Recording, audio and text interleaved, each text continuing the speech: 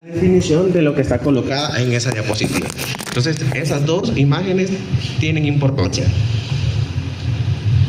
Vamos a ver primero en qué está basada esta clase. Está basada en los lineamientos técnicos para el abordaje integral de hipertensión arterial, diabetes mellitus tipo 2, enfermedad renal crónica y las dislipidemias como enfermedad cardiovascular. La obesidad está tomada dentro de este lineamiento, pero no la vamos a ver en sí. Vamos a ver el primer foquito. Vamos a ver primero qué son las enfermedades no transmisibles. Las enfermedades no transmisibles, también llamadas, como les decía al inicio de la clase, son enfermedades crónicas, son padecimientos de larga duración y de lenta progresión.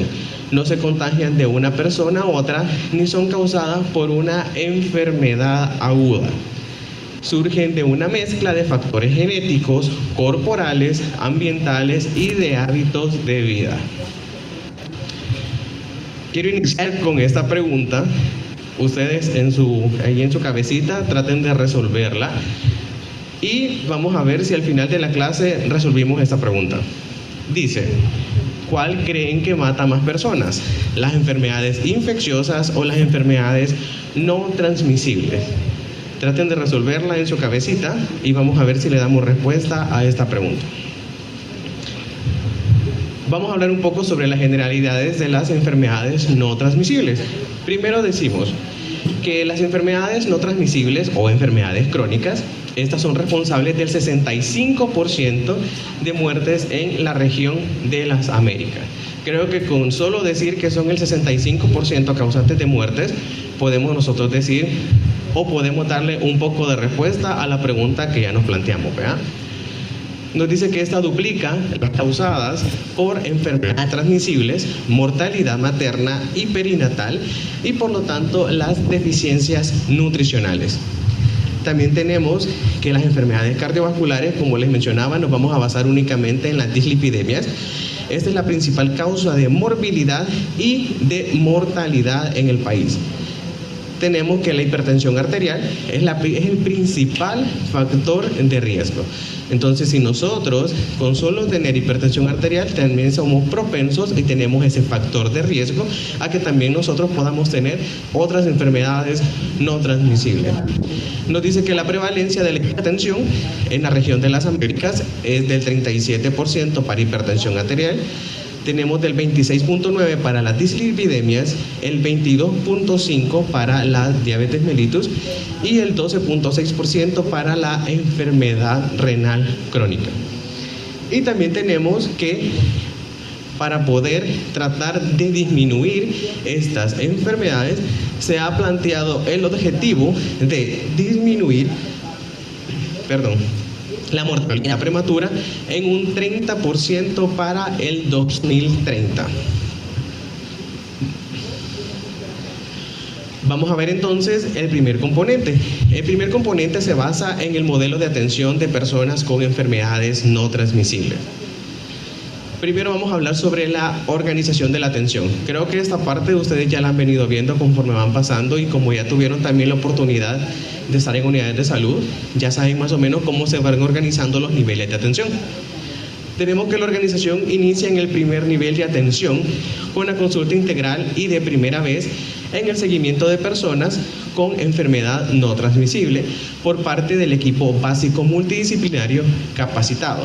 Este equipo básico y multidisciplinario está basado en un médico, el personal de enfermería, los promotores de salud y los encargados de farmacia, de acuerdo a la capacidad instalada y necesidades identificadas en las personas. Como ustedes ya se fijaron y como les menciono, ya tuvieron la oportunidad de estar en una unidad de salud, si se han fijado ustedes son prácticamente el primer filtro por el cual la persona llega a consultar y de ahí también depende si se quedan con esa persona en el seguimiento en la unidad de salud o si ustedes deciden mandarla a un hospital ya sea de segundo o de tercer nivel para continuar el manejo y tratamiento. Ahora, los centros especializados de enfermedades no transmisibles, también está el segundo nivel y el tercer nivel de atención. Este ya evalúa los riesgos que ustedes ya identificaron en el primer nivel. Las condiciones observadas atiende a las personas de acuerdo a las subespecialidades requeridas por medio de cardiología, nefrología, profesionales de nutrición, educación para la salud, fisioterapia, psicología y también otras subespecialidades que también pueda contar una unidad de salud especializada. Contando además con sistema de referencia, retorno e interconsulta oportuna y pertinente entre los niveles de atención en el equipo multidisciplinario.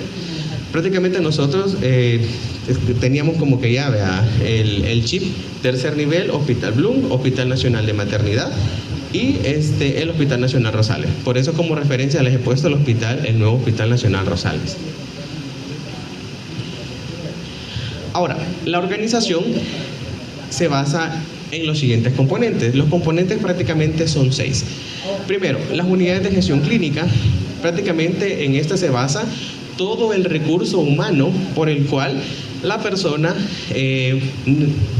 se le da la ayuda, por decirlo así, en la unidad de salud, comenzando desde archivo, cuando dan los datos, que le crean el expediente, puede ser la enfermera también, que le toma el peso, la talla, le toma los signos vitales, y el médico, que también es el que le brinda la atención, hasta el personal de farmacia, por el cual llegan a pedir el medicamento que el médico le ha indicado.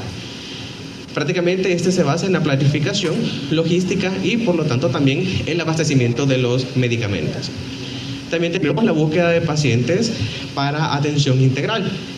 ¿Qué vamos a hacer con esos pacientes? Vamos a tratar de identificar primero a las personas que ya posean una enfermedad no transmisible y también aquellas personas que tengan algún factor de riesgo para padecer una enfermedad no transmisible.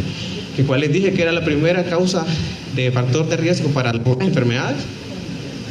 Hipertensión arterial. Vamos a también hablar sobre el apoyo multidisciplinario. Se basa en la técnica de las 5A, que la vamos a ver en la próxima diapositiva. También tenemos la información clínica, historia clínica y el pasaporte de vida saludable. Prácticamente en la información clínica se basa en esos dos componentes. La historia clínica, que antes nosotros lo que hacíamos era escribir la historia clínica así en un expediente en físico, pero ahora hay ciertas unidades que todavía lo siguen haciendo así. Pero ahora tenemos la ayuda del SIS, que es el sistema en el cual se da la atención médica, pero por medio de una tablet o de una computadora. Entonces puede ser de estas dos formas, de forma escrita o de forma virtual. También también está el pasaporte de vida saludable, que es un documento que tienen que tener todas aquellas personas que tengan una enfermedad no transmisible y que tiene que ser llevado a cada consulta para poderle dar el seguimiento oportuno que la persona necesita. También tenemos los grupos de autoayuda. De lo que quiero hacer énfasis en estos grupos de autoayuda es que puede ser liderado tanto por una persona que sea paciente, pero que tenga como que una mayor experticia dentro de la enfermedad que ella misma padece y que puede sobrellevar también o ayudarle también a las demás personas sobre cómo llevar la enfermedad, o también puede ser llevada por el médico, que es el encargado de poder brindar la promoción de la salud en estas personas. Y también tenemos la participación comunitaria, que en la participación comunitaria prácticamente se basa en los grupos de charlas que se le puedan brindar a las personas que asistan a las unidades de salud, que pueden ser charlas de hipertensión, pueden ser charlas de diabetes mellitus, charlas de enfermedades de transmisión sexual, etc. Nos vamos a quedar con las técnicas de la 5A, que es el apoyo multidisciplinario. Ahora, se ve un poquito cargada, pero es necesario que ustedes conozcan este flujograma. Prácticamente tenemos la intervención con la consejería. Si es una consejería de primera vez, dice que el usuario, ya sea con diabetes mellitus, con hipertensión arterial, enfermedad renal crónica, llega a la consulta ya sea por primera vez o como una consulta subsecuente. Entonces, el personal de salud detecta la necesidad de brindarle esta consejería al paciente. Y tenemos que realizar la consejería. Las 5A, ¿cuáles son? Primero tenemos averigüe, que ahí no se ve. Tenemos asesorar, apreciar, ayudar y arreglar. ¿En qué se basa averiguar? En averiguar nos dice, explorar y priorizar los factores de riesgo relevantes del paciente con preguntas sencillas y sin ser críticos. Eso es muy importante, porque nosotros, para que el paciente pueda tener ¿cómo decirles la palabra? Se me ha ido. La confianza de poder expresar, nos tiene que notar que realmente estamos interesados, ¿verdad? Pero no con morbo ni con el querer saber de más, ¿verdad? Sino que únicamente de forma experta en poder averiguar en una persona. También tenemos asesorar, nos dice que es proporcionar la información precisa, mensajes claves, de forma clara, sencilla y personalizada, vinculando el asesoramiento a lo relevante para la persona. En apreciar, nos dice que es converse con el paciente y evalúe la disposición a iniciar un cambio en acciones saludables y autocuido de acuerdo a la situación encontrada. Ayudar, ayuda al paciente ofreciendo información básica sobre factores de riesgo, situaciones que puedan desencadenar recaídas e informe de la existencia y referir a grupos de apoyo, que ya vimos que eran los grupos de apoyo, ¿verdad? Y por último tenemos arreglar, que finaliza con la atención de forma amable. Recuerde los compromisos y la fecha de la próxima consulta de seguimiento. Esto es muy importante. Si lo vamos a citar, ya vamos a ver también más adelante si lo vamos a citar en un mes, en 3 meses, en 6 meses, en un año, dependiendo de la patología que la persona tenga. Ahora, vamos a ver que también estas 5A no solo se basan en la consejería, sino que también tenemos las 5A para la alimentación saludable. Vamos a ver primero, en averiguar, ¿qué podemos preguntar en esta parte? ¿Qué tipo de alimentación realiza? Para ver si la persona realiza 3 tiempos de comida, 4 tiempos de comida, una vez, un tiempo de comida. También podemos averiguar cuántas veces a la semana consume frutas y verduras. Podemos también averiguar eso, ¿verdad? Fácilmente. ¿Cuál es la preferencia del consumo de alimentos? Si esta persona tiende a comer de la comida que venden ahí cerca de su trabajo, si la persona prepara sus alimentos, si tiende a comer más comida rápida. Entonces eso también lo podemos averiguar fácil. ¿Cuántos vasos de agua consume al día? También es muy importante preguntar cuántos vasos consume de agua al día. Asesorar, practicar todos los días una alimentación variada y saludable que incluye alimentos naturales, refrescos y frescos de estación. Pueden ser las frutas de estación que están en la época de acuerdo al año que nosotros estemos. Consumo mínimo de 3 porciones de verduras o de 2 frutas al día. También consumo de 8 vasos de agua al día para mantener hidratado al organismo. En apreciar podemos identificar que está dispuesto a hacer algunos cambios en su alimentación, buscando incluir más opciones de alimentos saludables, y si piensa que sí conseguirá hacer más cambios.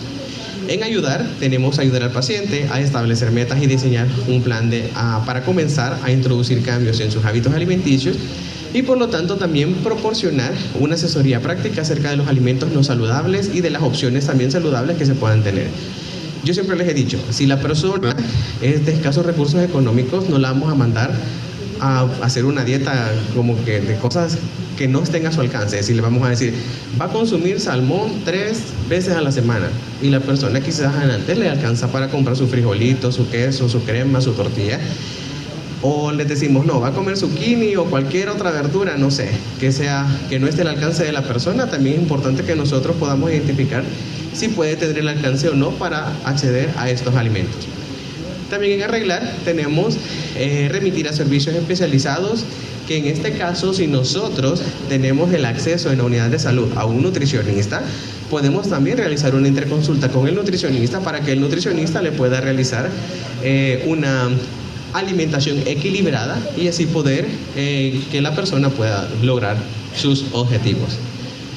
También la 5A, no solamente tenemos para la alimentación saludable, sino que también tenemos la 5A para la actividad física. Que esta podemos investigar durante la última semana cuántos días ha realizado actividad física, al menos 30 minutos. Recordemos que actividad física no solo significa que yo me vaya a trasladar, por ejemplo, caminando de aquí hasta Metrocentro, o caminando, no sé, sin hacer como que tener alguna velocidad o algún ritmo adecuado, sino solamente estamos caminando, pero no cuenta como una actividad física en sí. Tenemos también que asesorar que por lo menos 30 minutos de actividad física cada día de intensidad leve a moderada, o al menos 5 veces a la semana. ¿Cuál va a ser la ventaja de que nosotros logremos esto? La ventaja va a ser que va a ayudar a la prevención de enfermedades y que por lo tanto controla la presión arterial, que como dijimos que era el principal factor de riesgo. En apreciación tenemos que podemos preguntar, ¿está listo para comenzar a ser más activo físicamente? En ayudar, evalúe en qué etapa de cambio se encuentra en relación a la actividad física. Y en arreglar, vamos a remitir a servicios especializados en caso de ser necesario y recordar las metas y acuerdos que nosotros hemos logrado con estos pacientes. También tenemos para dejar el alcohol. En dejar el alcohol, vamos a preguntar sobre el consumo de cualquier forma de alcohol en cada contacto con el equipo de salud para determinar el nivel de riesgo. Bueno, más adelante está explicado que más o menos una copa de vino se nos dice que equivale a 10 gramos de alcohol. Entonces más o menos ahí se pueden hacer más o menos la idea. Y más adelante vamos a ver esa parte. Vamos a asesorar, brinde un consejo breve: el consumo de alcohol aumenta el riesgo de infarto agudo al miocardio, el ataque cerebrovasculares, ciertos tipos de cáncer. Y por lo tanto podemos decir que la mejor forma de prevención es abstenerse del consumo de alcohol. Y si usted consume, es mejor que no lo consuma. Evalúe la disposición para dejar de consumir alcohol considerando la cantidad, la intensidad y las situaciones de condiciones de no consumo. Van a ver que hay muchos pacientes que les van a decir, no, pero es que yo me tomo quizás una, allá quizás en una fiesta. No, pero fíjese que no, yo me tomo una al día porque si no, no ando bien y me duele la cabeza como que fuera café. O hay otros que no, yo todos los viernes es ley que yo me voy con mis amigos porque yo tengo que ir a despejar toda la semana y todos los viernes es tarea que se van. Ayudar, ayude al paciente con un plan de abandono o suministre información sobre el apoyo especializado. Recordemos que también hay ciertas actividades de apoyo para poder disminuir el consumo de alcohol y por lo tanto llegar al cero consumo de alcohol, y también para el consumo de tabaco. Y coordine contactos de seguimiento o provea una referencia. Ahora también tenemos para la 5A del consumo de tabaco. Primero tenemos que averiguar, preguntar sobre el consumo de cualquier forma de tabaco en cada contacto con el equipo de salud. Prácticamente esto viene siendo como el alcohol. Hay unos que van a decir, yo necesito fumarme uno aunque sea en la mañanita para poder andar yo bien todo el día. Otros van a decir, no, yo necesito uno quizás allá a las 500, y otros quizás esporádicamente quizás, pero siempre se lo fuman. Y recordemos que el riesgo siempre está ahí. Asesorar, brindar consejos sobre las ventajas del no consumo de tabaco, reduce la posibilidad de infarto agudo al miocardio, problemas pulmonares, que a la cabeza obviamente puede estar el cáncer de pulmón. En apreciar tenemos que evaluar la disposición para dejar de fumar, considerando la cantidad, intensidad y situaciones o condiciones de no consumo. Tenemos en ayudar, ayude al paciente con un plan de abandono o suministra información sobre el apoyo especializado. Y también tenemos arreglar, coordinar contactos de seguimiento para proveer una referencia ya con un apoyo ya más especializado. Vamos a hablar ahora sobre la promoción de estilos de vida y también la promoción sobre estilos saludables. Prácticamente estos son objetivos que están planteados dentro de los lineamientos. El primero es fomentar la práctica de actividad física con enfoque de curso de vida en personas con enfermedades no transmisibles o con factor de riesgo y prescribir un ejercicio como medicina. Vamos a ver más adelante que también estas enfermedades no solo se tratan de un tratamiento farmacológico, sino que también están basadas en un tratamiento no farmacológico, que el principal es la actividad física. Y también recordemos que la clase también está basada en personas adultas, no solamente adultos mayores, sino que también adultas, pero no podemos decirle a una señora que quizás tiene una artrosis en la rodilla o algo que esté mal, y le vamos a decir, no, usted va a ir a saltar cuerda por lo menos 10 minutos al parque. O sea, no, le vamos a fregar más la rodilla a la señora. Promover la práctica de alimentación saludable y abordaje de los determinantes con enfoque de curso de vida, familia y comunidad. Recordemos que también lo que nos rodea también nos puede afectar. Si yo veo que en mi casa todos los días se compran una coca, pues yo voy a querer coca, vea. O si yo veo que todos los fines de semana vamos al pollo campero, yo también voy a querer pollo campero. Voy a sentir feo que yo comí ensaladita y mi papá comiéndose el pollo campero, va. Apoyar a la salud mental del paciente, familia y cuidadores frente al diagnóstico de las enfermedades no transmisibles y la de readaptación a rutinas que conformen el bienestar. También vamos a ofrecer al paciente atención psicológica y emocional cuando sea necesario. Recordemos también que los trastornos de alimentación llevan una base psicológica y que no solamente la vamos a ver nosotros, sino que si es necesario podemos referir a psicología, y si el psicólogo realmente ya no lo puede manejar, el psicólogo o nosotros nos podemos referir a un psiquiatra para que también sea evaluado por un especialista. Implementar redes comunitarias o institucionales de apoyo y promotores de calidad de vida que contribuyen a la adopción de hábitos saludables, la creación de ambientes libres de humo de tabaco y otros tóxicos, que es lo que nosotros ya estuvimos viendo, que eran las 5A para el dejar el consumo de tabaco. Y procurar el empoderamiento individual y familiar para el autocuidado y autocontrol de la salud. Ahora, vamos a ver un enfoque general del manejo de las enfermedades no transmisibles. Los objetivos para el desarrollo de la autonomía de las personas frente a las enfermedades no transmisibles. Tenemos ofrecer atención integral de las personas con enfermedades no transmisibles para retrasar su progresión o estadios avanzados, así como las complicaciones agudas y crónicas. Van a haber personas que son bien renuentes a los tratamientos. Usted le explica, mire, se va a tomar esta pastilla todos los días, llega a la otra consulta, ¿se ha tomado la pastilla? No, no me la he tomado. ¿Y por qué no se la ha tomado? No, es que dice la vecinita que me va a dar algo más si me tomo la pastilla. No, fíjese que me dijeron que esta pastilla me va a dejar ciega y la vecina me lo dijo, entonces le creí más a la vecina que a usted. Desarrollar procesos educativos a fin de generar autonomía y mantener la adherencia al tratamiento. ¿Qué es lo que estamos diciendo? La adherencia al tratamiento. Desarrollar comunidades promotoras de calidad de vida y salud. Promover práctica de hábitos y estilos saludables en la población aparentemente sana o con factores de riesgo y enfermedades no transmisibles. Esto es muy importante. Vamos a ver más adelante, cuando estemos hablando de las enfermedades en sí, sobre el tamizaje. El tamizaje prácticamente es eso, identificar en personas aparentemente sanas una enfermedad que pueda tener la persona. Modificar factores de riesgo comportamentales como parte del abordaje integral para la prevención de las enfermedades no transmisibles.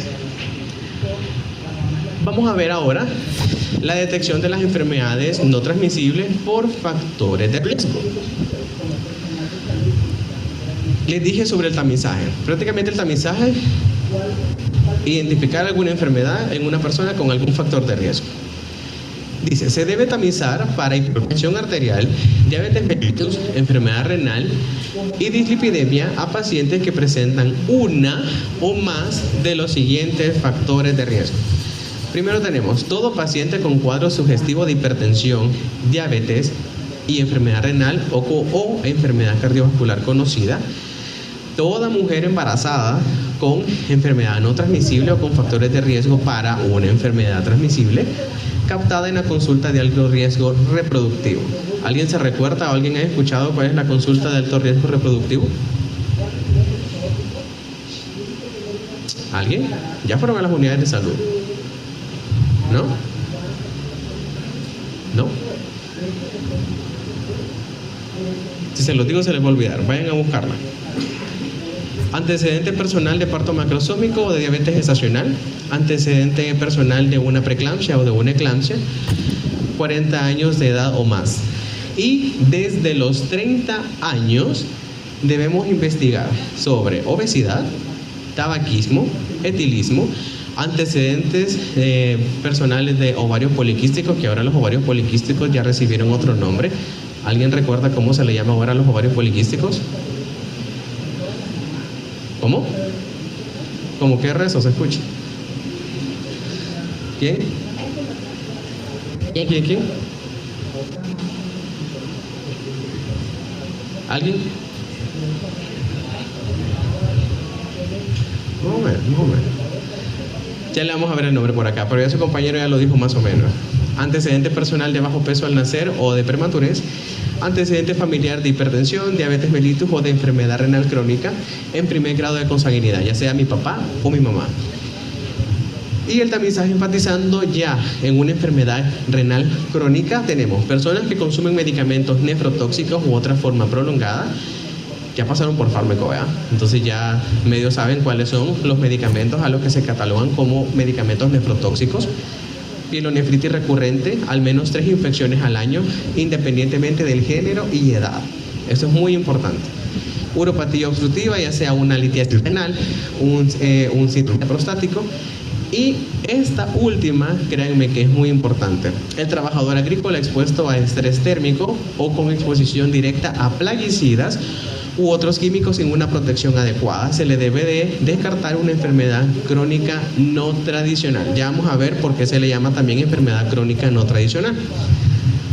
Y como su compañero había dicho, es el síndrome ovárico metabólico poliendocrino. Ahora, ya no es síndrome de ovarios poliquísticos. Vamos a hacer ahora una evaluación básica para personas con enfermedades no transmisibles o con factores de riesgo. Quizás lo van a ver muy chiquito los que están atrás, pero insisto, vean, no solamente van a buscar las diapositivas para estudiar, van a ir a leer también los lineamientos. En esta parte solo se nos dice qué es lo que vamos a hacer con estos pacientes en la consulta inicial y en la consulta de seguimiento, y que también vamos a realizar al diagnóstico, cada consulta, cada 3 meses, cada 6 meses o al año. Quizás de estas vamos a mencionar solo algunas, no las vamos a mencionar todas porque, insisto, ustedes van a ir a buscar también los lineamientos para ver el cuadrito. La toma de presión arterial, obviamente lo vamos a hacer al diagnóstico, no vamos a decir si tiene la presión alta y únicamente con presión visual, ¿verdad? Solamente, esta señora tiene 120/80. Vamos a también hacerlo en cada consulta. Si la persona es hipertensa, ¿por qué está consultando? Por la presión, ¿verdad? Entonces nosotros también tenemos el deber de tomarle la presión.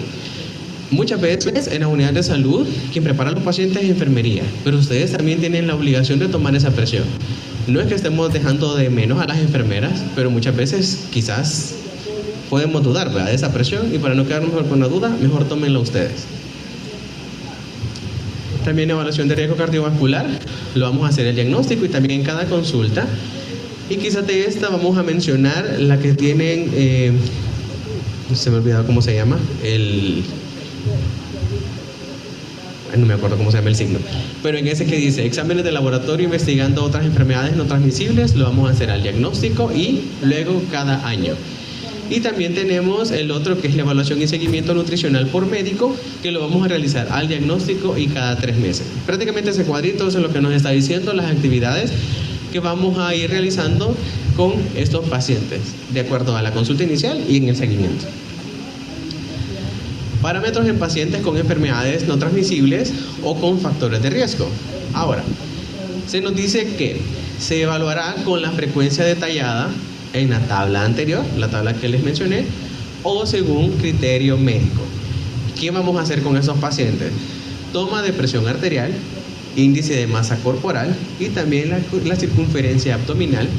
Vamos a dejar exámenes, vamos a dejar un hemograma, por lo menos una glicemia en ayunas, colesterol total, vamos a también investigar LDL y HDL, también los triglicéridos, una creatinina para el cálculo de la tasa de filtrado glomerular, el índice de albúmina creatinina, ácido úrico, un examen general de orina, electrolitos en sangre, si en el caso que se sospeche una enfermedad crónica no tradicional con signos o síntomas de desequilibrio electrolítico, y una prueba de VIH con una previa consejería. Y si es sintomático respiratorio, indicar una prueba molecular MTRF para tuberculosis según normativa de tuberculosis. Tenemos metas para un estado metabólico adecuado. A ese cuadrito también pónganle atención. Primero, para presión arterial. Se nos dice que hay un bajo riesgo cardiovascular con presiones de menores a 140/90. Y un alto riesgo cardiovascular para una presión sistólica menor de 130. Circunferencia abdominal en hombres menor de 102 y mujeres menor de 88.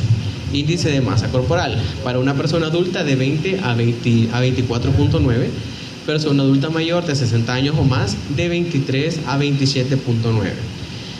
La hemoglobina en hombres por lo menos de 10 a 13.5, en mujeres de 10 a 12.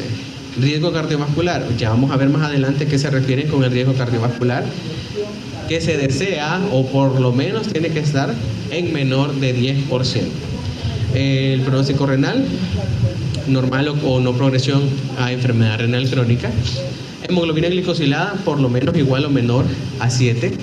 Una glicemia en ayunas entre 80 y 130. Glicemia 2 horas postprandial menor de 180.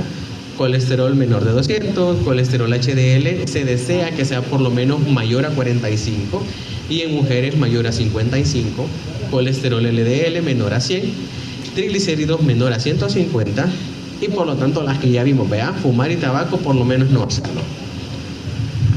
Vamos a pararse un ratito para que no se me duerman ahorita. Párense, tomen agua, porque ya se viene la parte más larga de la clase. Entonces ahorita párense, agüita, estírense un poquito por ahí, que hasta yo voy a tomar agua.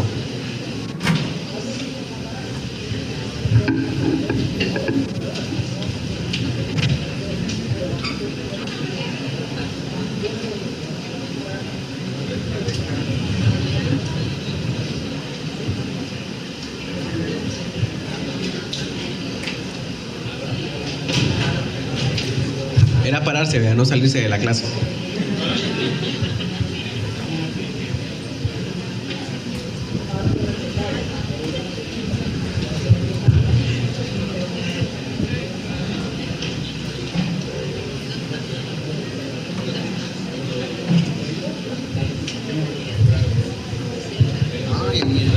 Gracias.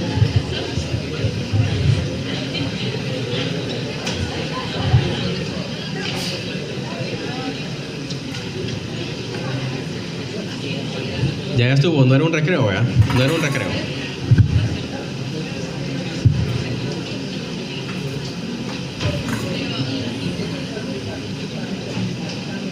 Va, continuemos. Ya se estiraron, ya tomaron agua. Algunos, vea, otros siguieron calentando el asiento. Vamos a hacer un quiz time. Voy a necesitar, ¿qué les dije que significaba ese muñequito? ¿El qué? Voy a necesitar la participación. Vamos a ver, necesito a 3 personas. Ya vi que la doctora García nos anda ayudando por ahí.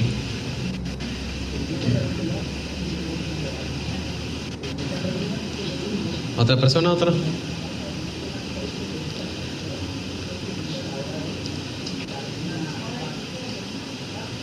Díganme un número del 1 al 10. Del 1 al 10, 7. 1, 2, 3, 4, 5, 6, 7. Su compañero de la paz.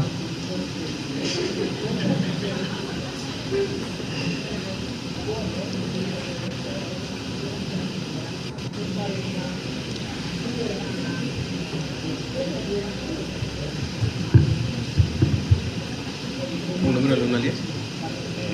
6. 6. 1, 2, 3, 4, 5, 6. Allá. Su compañero de que está en la parte naranja. ¿Usted? Pero es su compañero, no usted. Ah, usted.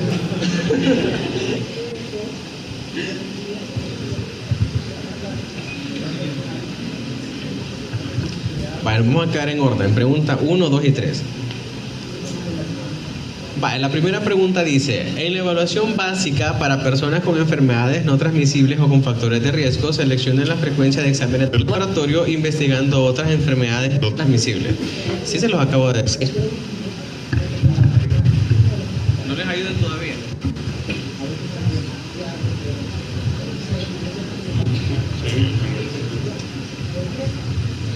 Cada 6 meses.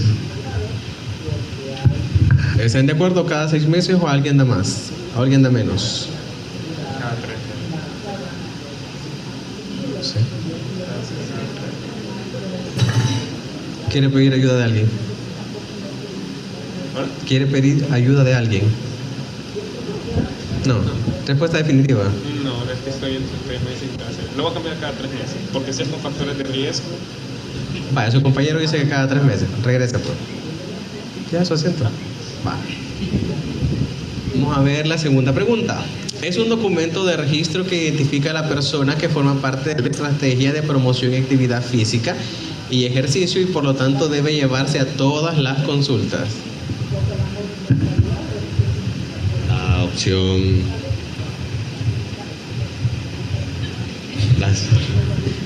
La A.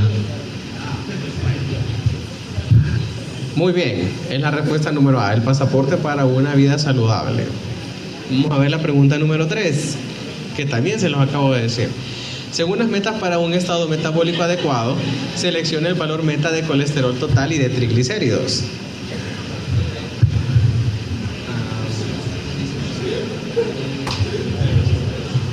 La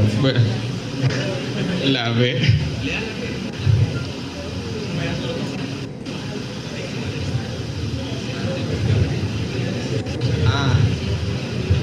La C, creería.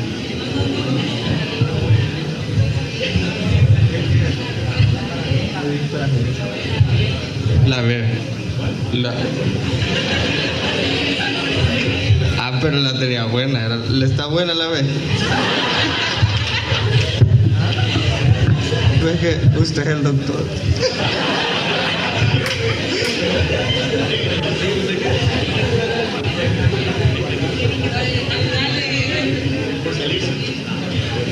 ¿Qué pasó?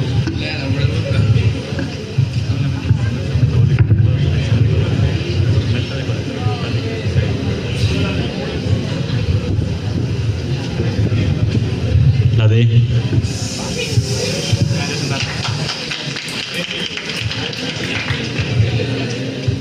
Vaya, guarden silencio, por favor.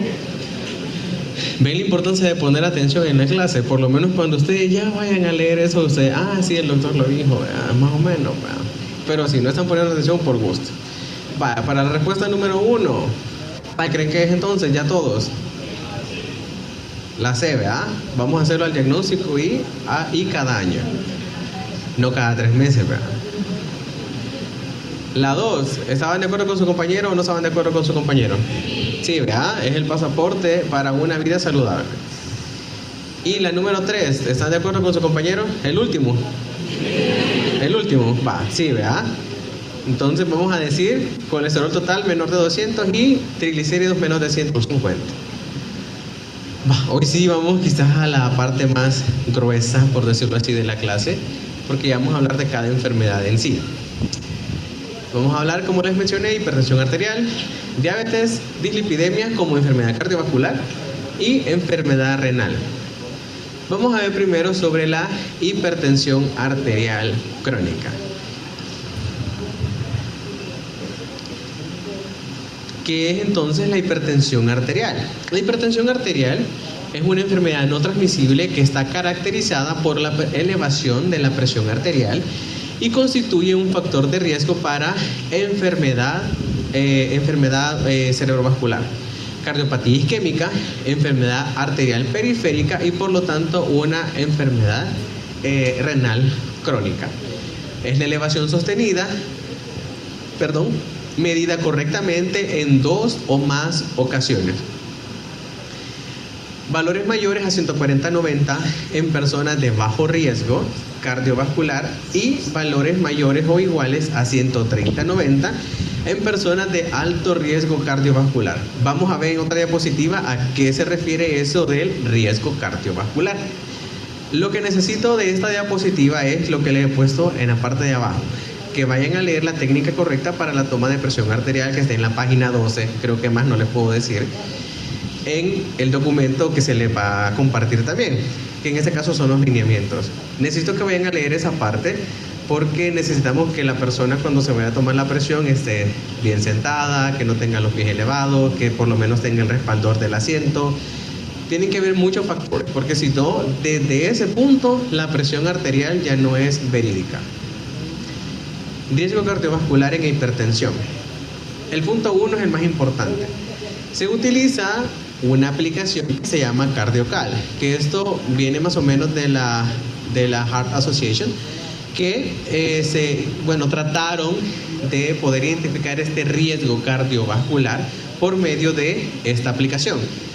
Si son minuciosos, al final del documento en los lineamientos están 2 links, uno que está para Android y otro para Apple, en el que pueden descargar esta aplicación y pueden hacer el ejercicio con sus propios familiares para identificar el factor de riesgo que ellos tienen. Que tenemos el beneficio de esta aplicación, que esta expresa la probabilidad de sufrir un evento cerebrovascular grave en los próximos 10 años. Esto es importante que se lo lleven en la cabecita. En los próximos 10 años, ya sea un accidente cerebrovascular, un infarto agudo al miocardio y por lo tanto la muerte, ¿verdad? Tenemos que un riesgo bajo se caracteriza porque es menor al 10%, que es lo que nosotros deseamos en unas metas en la tabla anterior, ¿verdad? Que sea menor a 10. Y un riesgo muy alto, el riesgo alto, que va del 10 al 20%, o que ya tenga diabetes, o que tenga una enfermedad renal, pero que no tenga una enfermedad cardiovascular establecida. Entonces eso es importante, del 10 al 20, o que sea diabético o que sea renal. Y el riesgo muy alto, que ya es mayor al 20%, o todo paciente con una enfermedad cardiovascular establecida. Esta podría llegar a ser pregunta, ¿verdad? Entonces, por cualquier cosita, llévenselo ya en la cabeza. Vamos a ver, como les mencionaba, hay ciertas, la mayoría de las enfermedades no transmisibles no únicamente se basan en un tratamiento farmacológico, sino que también en un tratamiento no farmacológico, que la principal ayuda es la actividad física, ¿verdad? Entonces, vamos a ver ahora con hipertensión arterial. El tratamiento farmacológico se los he puesto acá, pero es únicamente para que también ustedes lo vayan a buscar y también lo vayan a ver en la parte de los lineamientos. Pero la parte que me interesa de este cuadrito es el tratamiento no farmacológico, que es lo que venimos viendo de la 5A. Vamos a ver, primero, evitar el consumo de alcohol. Es la primerita, ¿verdad? A la cabeza, eliminar el alcohol. Realizar al menos 30 minutos de actividad física diariamente. También el índice de masa corporal ideal por lo menos entre 18.5 a 29.4. Mantener una alimentación saludable, evitar alimentos ricos en sodio y también de la mano con no fumar en lo del alcohol, ¿verdad? Insisto, esta parte del tratamiento farmacológico vayan a buscarlo ustedes para que la vean un poquito más detallada. Insisto, no es una clase de medicina interna. Lo que necesito es que ustedes traten de identificar factores de riesgo, como van a ser el primer filtro de las unidades de salud. Ahora, seguimiento. Ustedes van a dar también seguimiento. No solo van a hacer el primer filtro, sino que también esa misma señora que les llegó a consultar por primera vez, puede ser que también le llegue como segunda vez, ya como un seguimiento. Se debe realizar a través de una consulta al mes de iniciado el tratamiento para evaluación de cifras de presión arterial, riesgo cardiovascular, cumplimiento de tratamiento farmacológico y también el tratamiento no farmacológico prescrito. Eso también es muy importante porque también hay una parte de los lineamientos que menciona que hay ciertos medicamentos que también nos pueden causar efectos adversos. Como por ejemplo, ya sea grosso modo, el enalapril. ¿Qué le puede causar el enalapril a un paciente? Tos. Tos. Yo creo que todo el mundo sabe que el enalapril puede causarle tos. No a todos, pero sí puede causar. Entonces, por lo menos en ese mes que estuvo en tratamiento esa persona, vamos a investigar eso, más los efectos adversos. Si yo le dejé enalapril, puede ser, ¿verdad?, que la persona me llegue con tos, o que le dio mareos, o que se le inflamaron los pies, o que le dio cualquier otra cosa. Nosotros podemos decir, no, si fue el medicamento, entonces vamos a tratar de modificar este medicamento para evitar que la persona llegue a consultar otra vez. Dice, cuando se logre la meta de una presión arterial, se debe continuar el seguimiento a los 3 meses en personas con riesgo cardiovascular alto. ¿Cuánto era riesgo cardiovascular alto? No, en porcentaje. ¿Seguros? Puro rezo se escucha, de verdad. Bueno, vayan a buscar esa parte.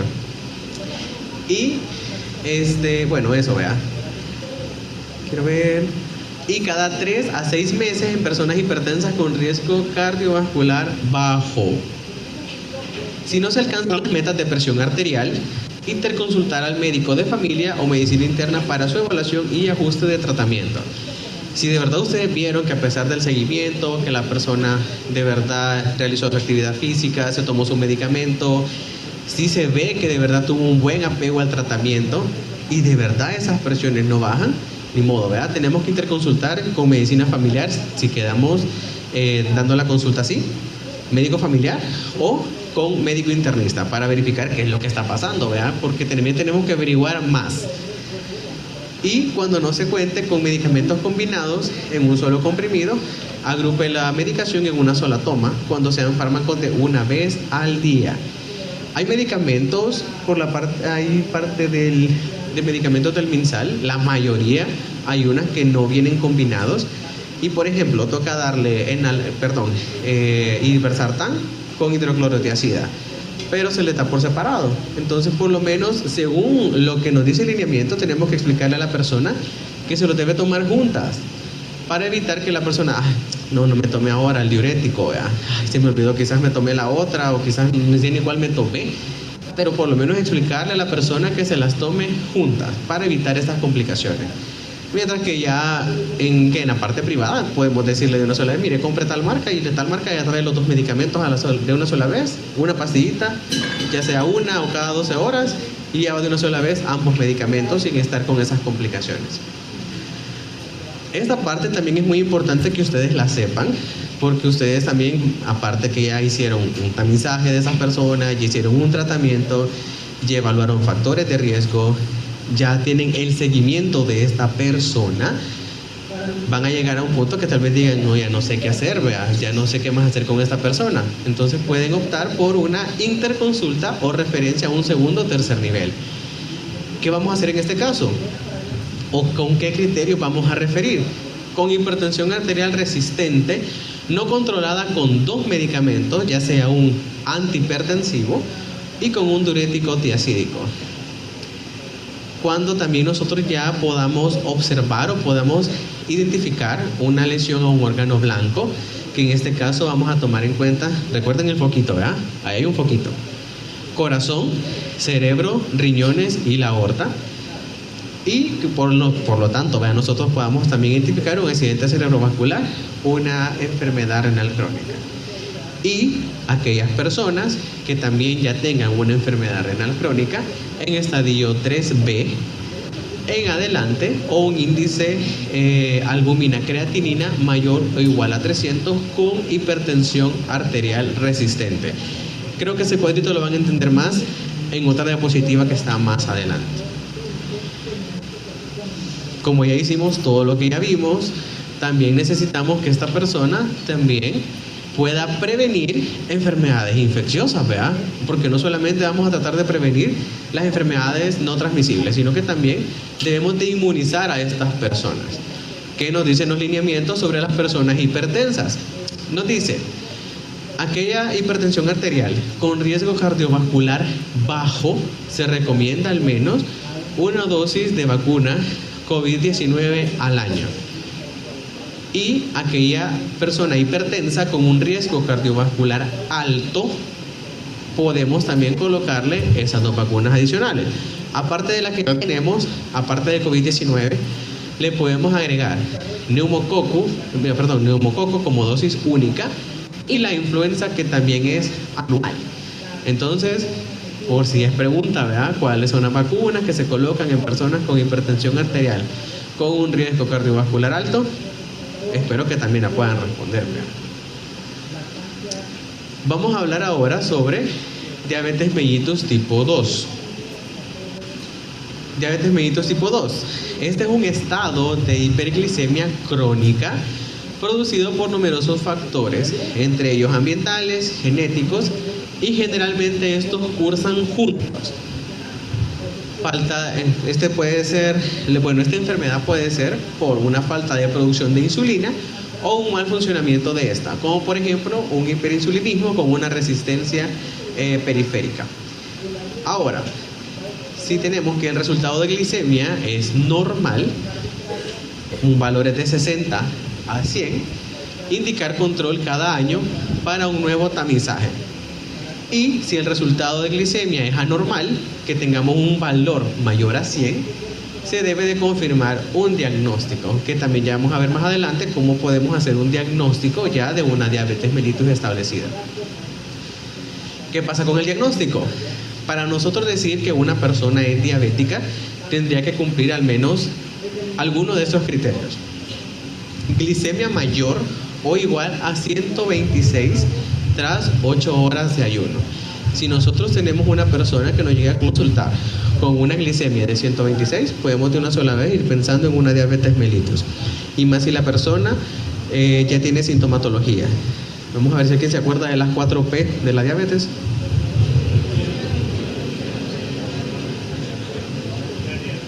Bien, pero sí le escuché las 4. El test de tolerancia oral a la glucosa con resultados a las 2 horas mayor o igual a 200. ¿Cuánto era lo normal? ¿Cuánto?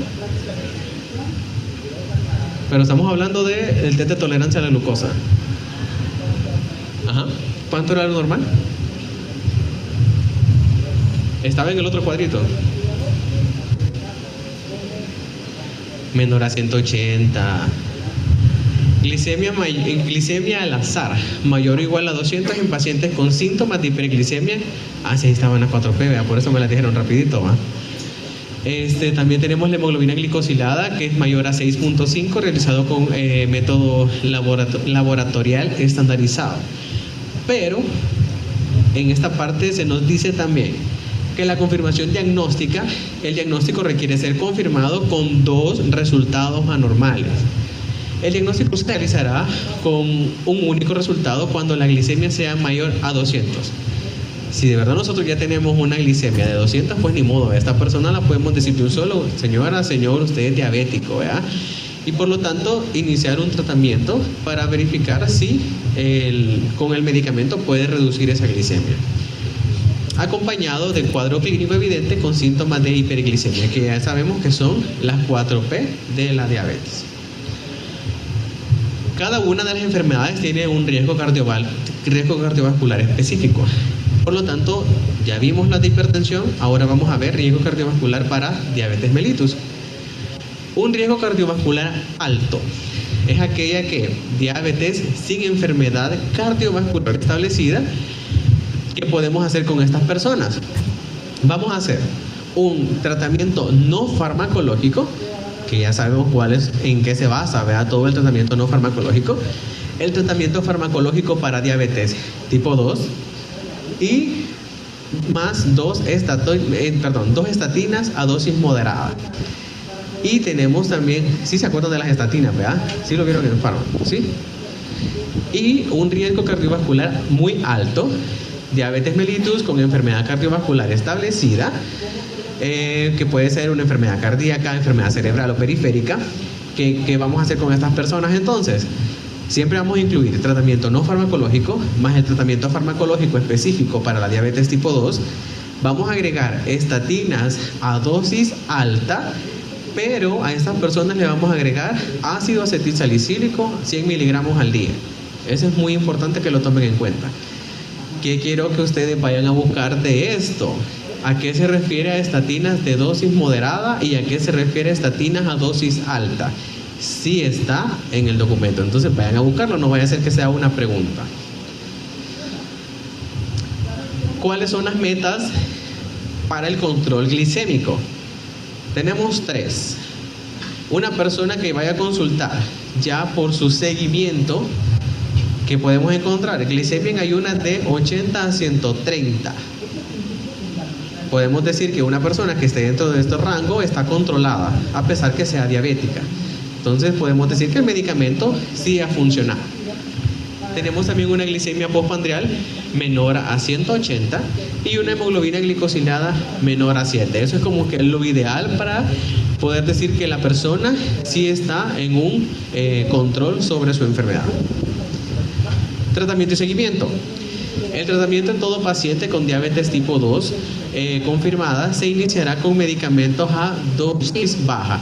Recordemos, así como les mencionaba, para las personas con hipertensión, muchas veces pueden consultar por efectos adversos de los medicamentos. Y también los medicamentos que son hipoglicemiantes o que ayudan también a una mayor captación de la glucosa, pueden también causarles efectos adversos también en las personas. Entonces también tenemos que abordar sobre esos síntomas que las personas pueden tener con la ingesta de estos medicamentos. El paciente se evaluará trimestralmente, hasta en negrita se los he puesto, trimestralmente. Si es necesario, se aumentará la dosis siguiendo los pasos descritos deteniéndose en el paso en el cual se obtuvo el control glicémico adecuado. Y obviamente también tenemos que identificar si la persona tiene una buena adherencia al tratamiento, porque van a haber muchas personas, y sobre todo con estos medicamentos, que las personas les van a decir, por lo menos con la metformina: fíjese, doctor, que ya no me la tomé porque me dio una gran diarrea. Y es normal, la metformina es de explicarle a los pacientes que les puede causar diarrea, pero tampoco se tienen que dejar de tomar el medicamento.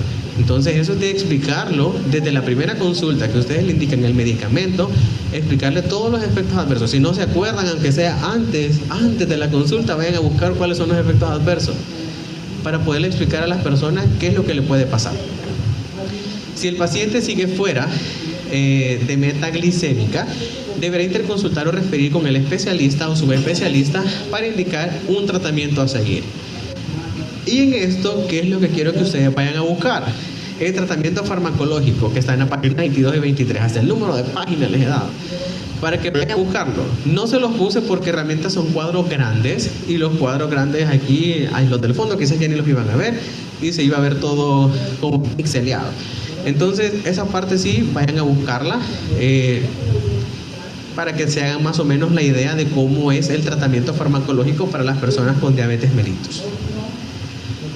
Insisto, parte importante, no solamente la hipertensión tiene criterios para poder referir o interconsultar con alguien más. Si de verdad ustedes no pueden tratar a alguien, refiérenlo, interconsulten con alguien. No se queden con esa persona. No vaya a ser que esa persona se vaya a complicar, le pase algo. Auditen ese cuadro. Lo vio el doctor fulanito, ¿verdad? Y entonces ese doctor fulanito, ni modo, va a tener que ser inspeccionado porque ¿qué pasó aquí? ¿Qué van a referir o qué van a interconsultar? Diabetes no controlada, con hemoglobina glicosilada mayor a 9. ¿Cuál dijimos que era el valor meta? Menor a 7, ¿verdad? Entonces, aquellas personas referidas, ¿verdad? Mayor a 9. IBU a repetición 3 por año. Todas esas las vamos a referir. Signos y síntomas de una vasculopatía periférica. Fíjese, doctor, que yo todas las noches siento como que me muerde algo en los pies, o siento como que me hormiguea la espalda, me hormiguea en las manos, me hormiguea la cara. Ni modo, vean, referida. Porque recuerden que la diabetes puede causar neuropatía. Entonces, estas neuropatías ya no las quedamos nosotros. Mejor interconsultar, mejor pecar de más y no quedarnos con este paciente. Sospecha de neuropatía, enfermedad renal crónica grado 3, con una tasa de filtrado de 30 a 59. Aumento moderado o severo de la albuminuria o de la proteinuria, presión arterial mayor a 180-90, a pesar de un antihipertensivo y un diurético tiacídico. Espero que también se recuerden de los diuréticos tiacídicos, ¿verdad? Porque hay varias familias. Y una hiperlipidemia persistente mayor a 310, a pesar de un tratamiento con estatinas. Y evaluación y tratamiento de las complicaciones. Recuerden que el tratamiento más que todo para diabetes, no solamente quedémonos con diabetes, sino que también con las demás, pero en este caso no solamente va a cursar por el seguimiento que ustedes les van a dar, sino que si tengo neuropatía, de ningún modo vamos a interconsultar con neuro, ¿verdad? Si nos dan una complicación de una retinopatía diabética, ni modo con oftalmólogo.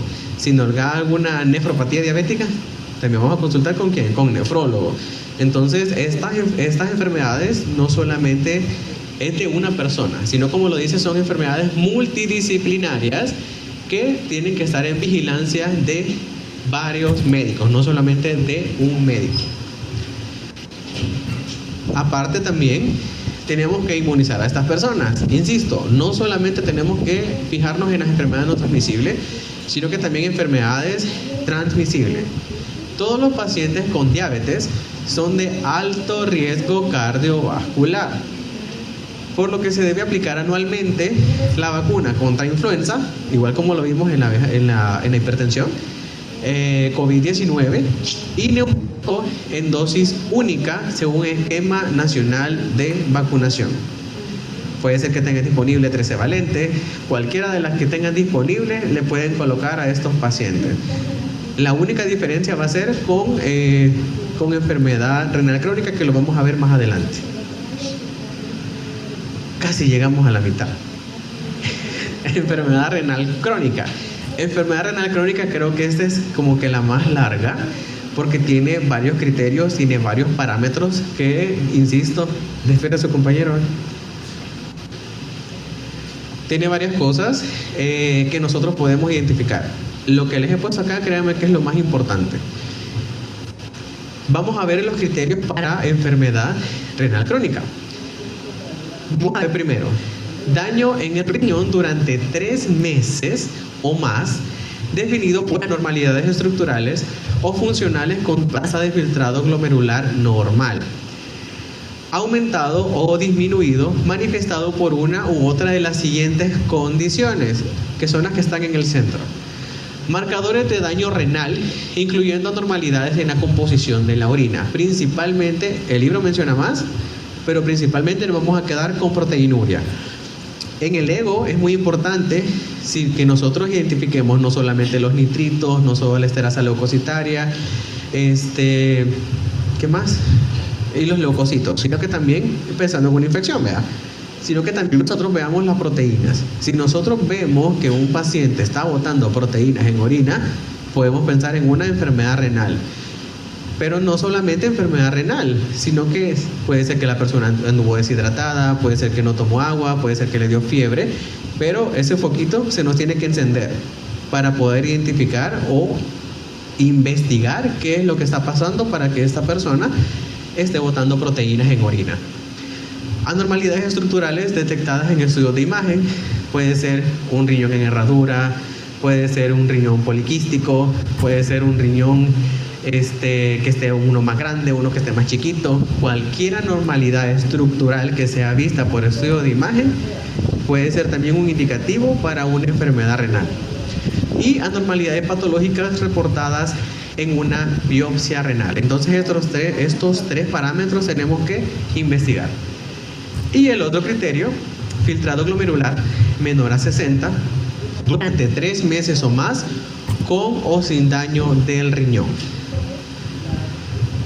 Ese es el cuadrito que yo les mencionaba, porque hay una clasificación según lineamientos, hay una clasificación para la enfermedad renal crónica, que es la clasificación epidemiológica, y está la clasificación etiológica.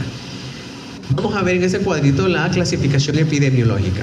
Tenemos las dos, enfermedad renal crónica y la enfermedad renal crónica no tradicional. La enfermedad renal crónica, la normal, ¿verdad? Por decirlo así, la tradicional, que está causada por ciertos factores de riesgo, que son las personas diabéticas, personas hipertensas, personas obesas, pues tienen un cierto factor de riesgo a que en algún momento pueda tener una enfermedad renal crónica. Pero también tenemos que hacer hincapié en la enfermedad renal no tradicional, que esta prácticamente se basa en una población mayor a 60 años, ya sea hombres y mujeres, que sean trabajadores agrícolas, que sean jornaleros, fumigadores y manipuladores de productos químicos. Bueno, más adelante se da una clase, bueno, nosotros vamos a tener la oportunidad de tener una clase para 6º año con un nefrólogo. Prácticamente esta también se le conoce como enfermedad renal crónica mesoamericana, que está prácticamente detectada en aquellas personas que utilizan todos estos agroquímicos, que también son factores de riesgo para las enfermedades renales crónicas. Entonces, también para que se lo lleven ustedes en su cabecita, la enfermedad renal crónica no tradicional es también conocida como enfermedad renal mesoamericana, crónica mesoamericana. Este cuadrito se ve quizás un poquito complicado, pero realmente es fácil cuando ustedes ya lo leen detenidamente. En ese cuadrito nosotros podemos ver el pronóstico por tasa de filtrado y por albúmina, cómo nosotros podemos clasificar a los enfermos renales. En el primer cuadrito, para que ustedes se queden, prácticamente aquí no me sirve en la pantalla el puntero, nosotros podemos observar los estadios en los que se encuentra la tasa de filtrado.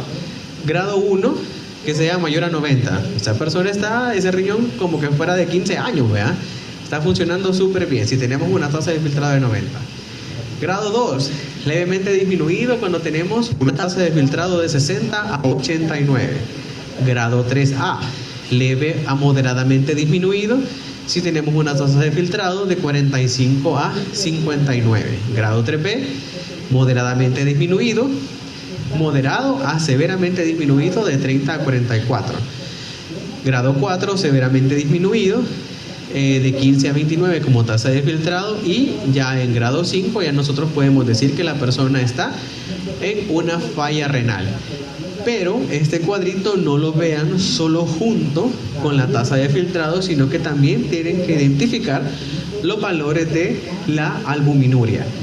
Si el paciente tiene pérdidas de albúmina que son menores a 30, podemos decir que está normal o moderadamente incrementado, que lo ideal es que, como ya dijimos, no encontremos proteínas en orina, ¿verdad? En el A2, moderadamente incrementado, cuando ya nosotros identifiquemos en un general de orina, o en una tasa de filtrado, proteínas de 30 a 299, y severamente incrementado, mayor a 300. Entonces nosotros con este cuadrito podemos de una sola vez hacer una clasificación de una enfermedad renal crónica. Quiero que también le hagan énfasis, porque si no yo hubiera cortado de una sola vez la tablita, ¿vea? A la parte de abajo. ¿Por qué? ¿Qué nos dice la parte de abajo? Dice, los números de las cajas son guía para la frecuencia de monitoreo, número de veces al año. Luego dice, el número 1 requiere precaución y las medidas de por lo menos una vez al año. El número 2 requiere de mediciones efectuadas 2 veces al año. El número 3 requiere de mediciones de 3 veces por año. Y el número 4 requiere de un seguimiento de aproximadamente 4 veces o más al año. Este cuadrito también es importante porque también en la parte de los lineamientos nos menciona cuáles son los que pueden ser vistos por médico general y por médico internista, y en qué momento nosotros ya vamos a referir con un nefrólogo, porque hay ciertas cosas que, insisto, solamente las vamos a diagnosticar y queda en nosotros referencia o interconsulta, ya sea medicina interna o nefrología. Vamos a ver, necesito... les dije de la clasificación etiológica. Ahora, clasificación de factores de riesgo. La principal clasificación son esos 3. Primero tenemos factores de susceptibilidad que incrementan el riesgo, que incrementan el daño renal. Edad avanzada. Historia de una enfermedad renal crónica, historia familiar. Principalmente dijimos papá, mamá. Reducción de la masa nefronal. En este caso nosotros podemos decir aquellos pacientes que también nacieron prematuros, ¿verdad? Porque la masa de nefronas obviamente no está maduro el riñón, por lo tanto el número de nefronas es menor en aquellos pacientes que han nacido prematuros. Bajo peso al nacer, factores raciales, bajo ingreso económico y bajo nivel educacional. En los factores raciales se nos menciona también según lineamiento, y sin que digan, ¿cómo es la palabra? Qué racista, ¿verdad? Pero según en la parte de los lineamientos nos menciona que la raza negra tiene un mayor porcentaje y un mayor riesgo de sufrir una enfermedad renal. Factores de riesgo que inician directamente el daño renal. Ya vimos, ¿verdad? Diabetes, hipertensión, trastornos hipertensivos del embarazo, enfermedades autoinmunes, infecciones sistémicas, infecciones del tracto urinario, una litiasis renal, obstrucción del tracto urinario bajo, toxicidad por drogas, agroquímicos, metales pesados, enfermedades hereditarias. Y también, por último, tenemos, pero no menos importante, los factores de progresión que pueden causar un empeoramiento del daño renal y que aceleran a la progresión. Tenemos una proteinuria persistente, una hipertensión arterial mal controlada, una diabetes también mal controlada, una dislipidemia, depresión de volumen, sustancias tóxicas, obesidad, tabaquismo y también las infecciones y aquellas que puedan obstruir el tracto urinario. Diagnóstico y tamizaje. Todo paciente con una persistencia de factores de riesgo para desarrollar enfermedad renal crónica se debe realizar tamizaje según la siguiente evaluación.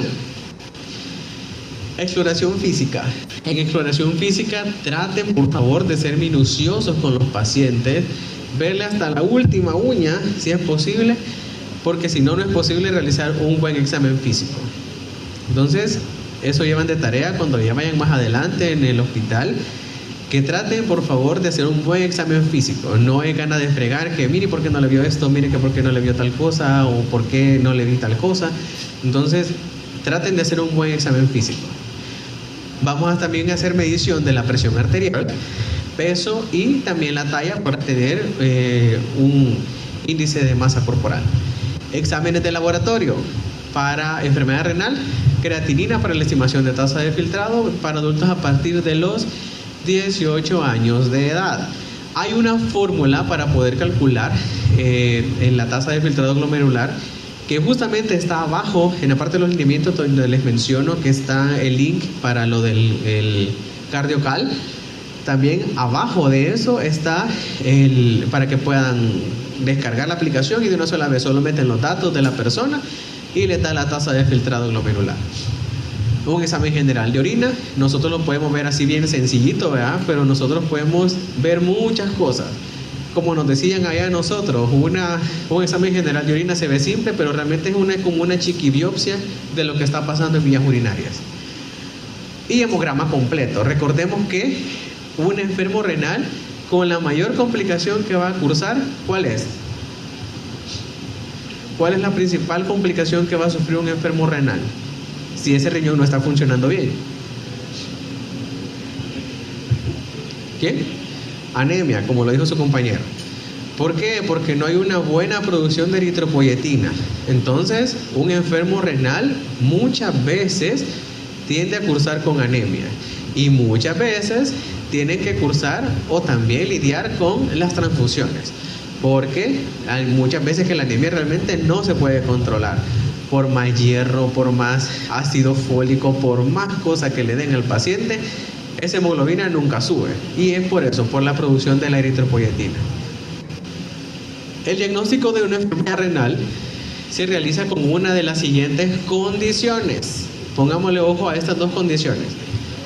Primero tenemos daño funcional y estructural, en el que vamos a observar una tasa de filtrado igual o mayor a 60. Y este debe acompañarse de marcadores de lesión renal. Los datos deben comprobarse y persistir durante 3 meses o más. Importante esto, 3 meses o más. Y daño funcional por sí solo con tasa de filtrado menor de 60, comprobado y persistente durante 3 meses o más. Y en este caso ya nosotros podemos decir que se hace un diagnóstico de enfermedad renal. Confirmación diagnóstica. Para el diagnóstico de enfermedad renal deberá realizarse una segunda determinación de marcadores de daño renal y tasa de filtrado glomerular a los 3 meses para confirmar la persistencia de cronicidad. Recordemos que no solamente existe la proteinuria, que no solamente existe la tasa de filtrado, no solo la creatinina, también nosotros podemos investigar el nitrógeno ureico y el ácido úrico, que también estos pueden ser ciertos factores de riesgo para una enfermedad renal. ¿Qué vamos a hacer como tamizaje de enfermedad renal crónica? Parámetros específicos a evaluar en enfermedad renal: presión arterial, como ya lo dijimos, índice de masa corporal, hemograma, creatinina, el índice de albúmina creatinina, un general de orina y electrolitos si nosotros sospechamos de una enfermedad renal no tradicional, que ya sabemos cuál es la no tradicional, ¿verdad? Según una clasificación etiológica. Si los resultados son anormales, se debe de buscar causas de injuria renal aguda. Este tema creo que todavía no lo han visto, lo van a ver más adelante en medicina interna, que antes, bueno, sí se le conocía como una injuria renal aguda, que pues si no se trata de esa injuria renal aguda, sí podría llegar a ser una enfermedad renal crónica. Pero muchas veces la injuria renal aguda sí soluciona. Y abordar las que sean posibles de tratar. Si las pruebas resultan normales, se descarta la enfermedad renal y se le realiza tamizaje cada año por presentar factores de riesgo. Ya vimos riesgo cardiovascular para hipertensión, ya vimos para riesgo cardiovascular para diabetes. Nos vamos a quedar con riesgo cardiovascular para enfermedad renal crónica. Entonces, ¿qué vamos a observar en estos pacientes? Si hay un riesgo cardiovascular alto, podemos decir enfermedad renal sin enfermedad cardiovascular establecida. ¿Y qué vamos a hacer con ellos? Tratamiento siempre no farmacológico. Tratamiento farmacológico para enfermedad renal crónica, que realmente un tratamiento farmacológico no lo hay, pero lo van a ir a ver aquí más adelante. Y estatinas a dosis moderada. Insisto, vayan a buscar cuáles son las estatinas a dosis moderadas. Y un riesgo cardiovascular alto, diabetes con ahí es renal crónica, con enfermedad cardiovascular establecida, ya sea una enfermedad cardíaca, cerebral o periférica, tratamiento no farmacológico, el tratamiento farmacológico más estatinas a dosis alta. Y ojo con esto, vamos a agregar en el riesgo cardiovascular alto ácido acetil salicílico o clopidogrel a 75 miligramos al día. Insisto, aquí es enfermedad renal crónica, aquí se me fue el dedo, es enfermedad renal crónica. ¿Qué van a ir a buscar de este cuadrito? El tratamiento para enfermedad renal, que en este caso los lineamientos lo dividen en tratamiento para enfermedad renal crónica, estadio verde, así lo ponen, verde, amarillo, naranja y rojo. De verdad solamente vayan a verlo. Un día que, aunque sea que se lleven el teléfono al baño, vayan a buscar esa página y créanme que la van a leer. La inmunización. ¿Qué dijimos de los pacientes hipertensos? ¿Qué vacuna le iban a poner?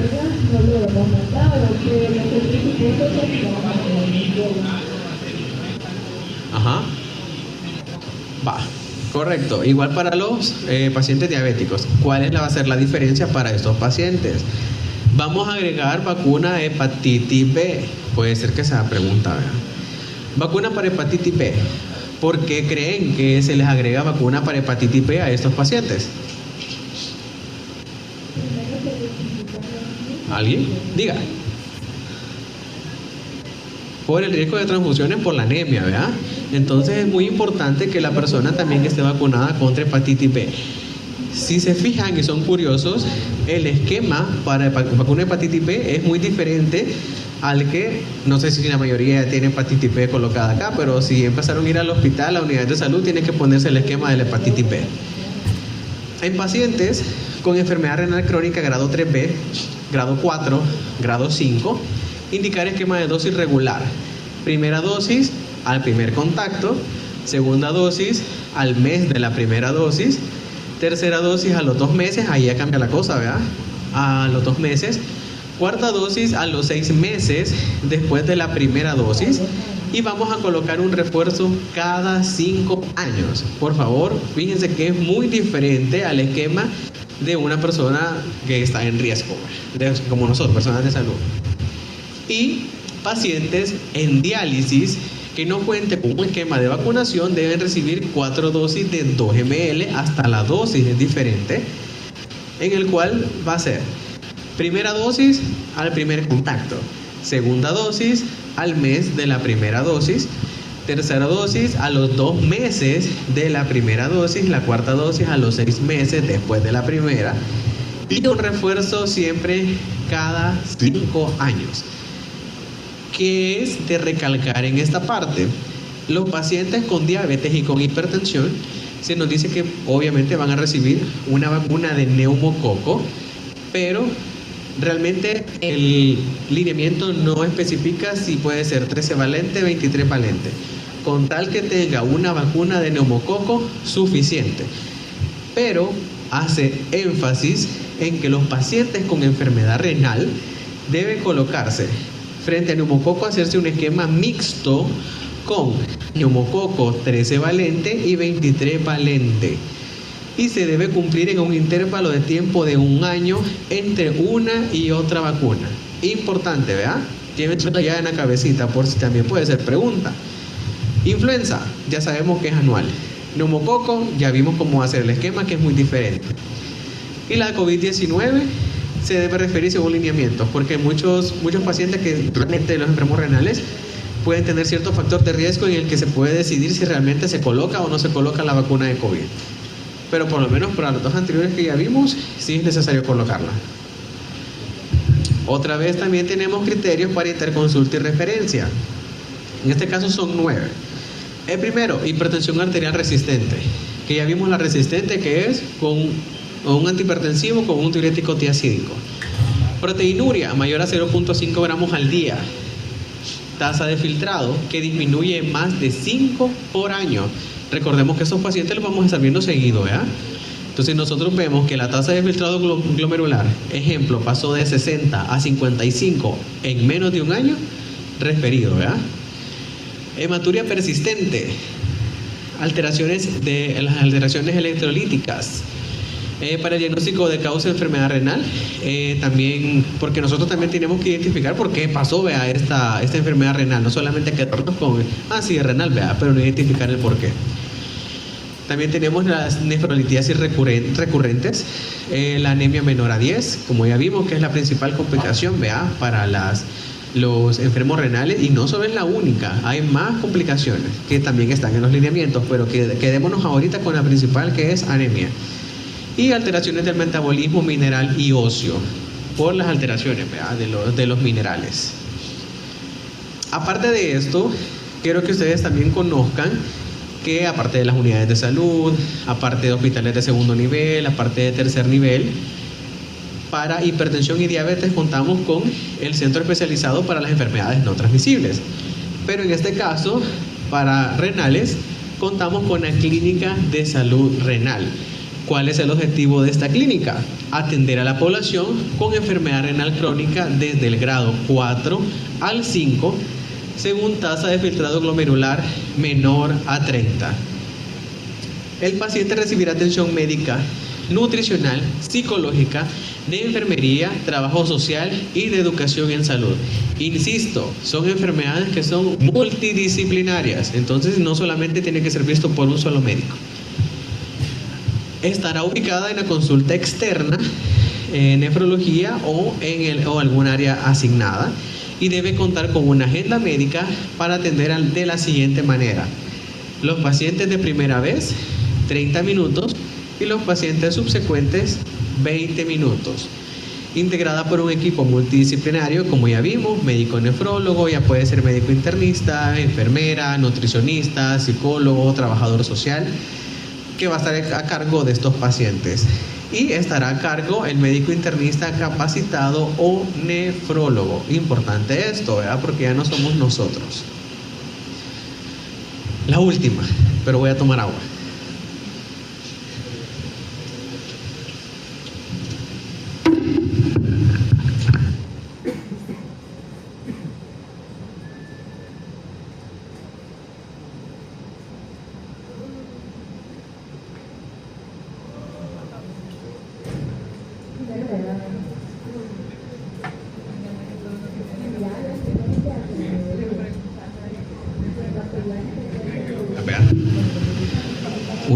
Va. Vamos a continuar con la última, que son las dislipidemias. Dijimos que para enfermedad vascular vamos a tomar en cuenta la dislipidemia únicamente. ¿Qué son las dislipidemias? Trastorno metabólico caracterizado por niveles anormales de lípidos en la sangre. ¿Qué va a incluir esto? El colesterol total, el colesterol LDL, que es conocido como de baja densidad, los triglicéridos y los niveles reducidos del colesterol HDL, según la Organización Mundial de la Salud, ¿verdad? Acuérdense del poquito. Para hacer un diagnóstico de una persona con una dislipidemia, podemos tener estos 4 parámetros. Podemos decir colesterol total mayor a 200, un colesterol HDL, que este va a cambiar el valor dependiendo del riesgo cardiovascular, lo tenemos en la otra tablita. Colesterol HDL en hombres menor de 45 y mujeres que sean menor de 55, y los triglicéridos que sean mayores a 150. Esa parte quiero que se la lleven, lo que dice colesterol que cambia según el riesgo cardiovascular. Vamos a ver también en la meta del colesterol LDH según el riesgo cardiovascular. Para un riesgo cardiovascular bajo, que recordemos que es menor al 10%, vamos a tener una meta menor a 100 de colesterol LDH. Para uno alto, que recordemos que era de 10 al 20%, o con diabetes o con enfermedad renal, sin enfermedad cardiovascular, la meta es un LDH menor a 70. Y un riesgo cardiovascular muy alto, que sabemos que es mayor al 20%. Todo paciente con enfermedad cardiovascular establecida con una meta inicial de 70, pero idealmente menor a 55. Si se fija, varían mucho los valores, ¿verdad? Entonces, para que también lo lleven en cuenta y que más o menos se recuerden de lo que van a hacer con ese riesgo cardiovascular. Para el tratamiento tenemos dos opciones. Podemos tener la opción de darle al paciente una estatina, que la más conocida es la atorvastatina, pero hay más, rosuvastatina, muchas más. Y el fibrato, que también es el más conocido, el ciprofibrato, para bajar los triglicéridos. Entonces, tenemos la combinación de ambas, estatina más un fibrato y el fibrato solo, pero también tenemos que tener o cumplir criterios específicos para dar esos tratamientos. En el caso de la estatina más un fibrato, la condición en la que se debe evaluar combinar fibrato con una estatina será una dislipidemia mixta con triglicéridos mayores a 500. Importante esto, porque si nosotros sabemos que triglicéridos son mayores a 150, ¿verdad? Pero si nosotros tenemos un paciente con 200, con 300, ¿qué podemos decir? ¿O qué podemos decirle al paciente? Tratamiento no farmacológico, ¿verdad? Que es lo que venimos rezando desde la hipertensión. Tratamiento no farmacológico. Será en la dislipidemia mixta con triglicéridos mayores a 500 debido al riesgo de desarrollar una pancreatitis. Si después de 3 meses el uso de estatinas y tratamiento no farmacológico persisten los triglicéridos mayores a 500, se debe evaluar combinar con un fibrato, que en este caso el ciprofibrato, ¿verdad? En el caso de los fibratos solos, si después de 1 mes se descarta una enfermedad secundaria y persisten triglicéridos mayores a 500, se deberá indicar fibratos por siempre el riesgo de pancreatitis. Recordemos que las dislipidemias no solamente pueden ser causadas por obesidad, por una ingesta alta o rica en lípidos, sino que también pueden ser hereditarias. Hay personas que son muy delgadas, tienen un peso ideal, quizás hasta de 18 a 5, quizás lo tienen, pero siempre andan alto el colesterol y los triglicéridos. Entonces siempre te descartar una enfermedad secundaria. A la cabeza, enfermedades tiroideas, llévenselo a la cabeza, que también lo menciona, enfermedades tiroideas. Y la dosis de fibrato dependerá del fármaco a disposición, como por ejemplo puede ser fibrato 100 miligramos día vía oral, y si los triglicéridos persisten mayores a 500. También tenemos criterios, ¿verdad?, para estos pacientes. Criterios para las 4 enfermedades principales, de referencia a ya sea a la medicina interna o a médico familiar o al centro especializado de las enfermedades no transmisibles. La número 1, aparición de los efectos adversos al combinar estatinas con fibratos. Enviar con pruebas renales y pruebas hepáticas. Tengamos eso a la cabeza, que también no todos los medicamentos son que no nos van a causar nada. La mayoría pueden causar, que sea algún efecto adverso, pueden causar. Entonces, por lo tanto, tenemos que investigar efectos adversos de estos medicamentos. Y no solamente, mire, así escrito o no sé, en algo más, se envía por el efecto adverso del medicamento, sino que también con exámenes, porque si no, le retrasamos más el proceso a la persona de una sola vez, con enfermedad, con pruebas renales y con pruebas hepáticas y hasta una CPK. La número 2, hipertrigliceridemia persistente mayor a 500. A pesar del tratamiento no farmacológico y el uso de fibratos. Ya topamos, ya no sabemos qué más hacer con el paciente. Ya si el tratamiento no farmacológico, tratamiento farmacológico, de todo, y eso no baja. Y la número 3, sospecha de causas secundarias, como les venía diciendo, de dislipidemias como una dislipidemia familiar. Y también enviar con pruebas tiroideas, como les estaba mencionando. Terminamos en esta parte. Prácticamente, como les he mencionado, La bibliografía es exactamente los lineamientos para el abordaje integral de la hipertensión, diabetes, enfermedad renal y dislipidemia. La obesidad es en la de lado, esa parte no va a ser evaluada. Y vuelvo a insistir, no es clase de medicina interna, por lo tanto hay ciertas cositas que era necesaria que ustedes las sepan, y está el resumen del resumen del resumen está en la diapositiva, pero hay ciertas cositas que sí las van a ir a buscar. Entonces les deseo un feliz fin de semana, espero que les haya quedado aunque sea un poquito de la clase, y éxitos en sus actividades.